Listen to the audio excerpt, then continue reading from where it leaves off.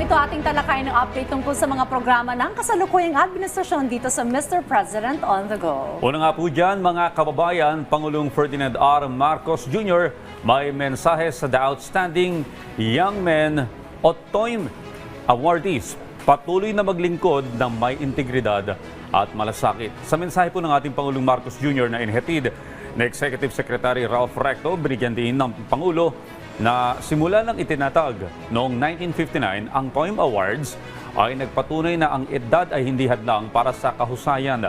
Sa loob ng higit 6 na dekada, kinilala ng TOYM ang mga young Filipinos na pinili na iangat ang kanilang komunidad at hubugin ang kinabukasan ng ating bansa. Ang tema ngayong taon ay Excellence in Action, Building a Better Tomorrow.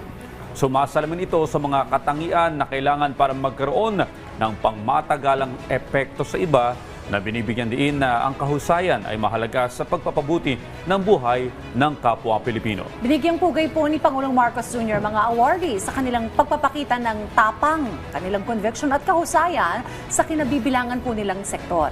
Ayon sa mensahe ng Pangulo, ang bawat isa sa mga awardee ay nagpapatunay na katuwang ng pamumuno ay ang isang malalim na layunin at ang Pangulo ay nagalak sa layunin na ito at talento ng mga awardees na binabahagi nila sa kanilang kapwa Pilipino.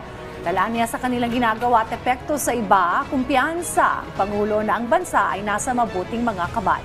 Hinikayat po ng punong ehekutibo ang mga pinarangalan na patuloy na maglingkod at mamuno ng may integridad at mayroong malasakit.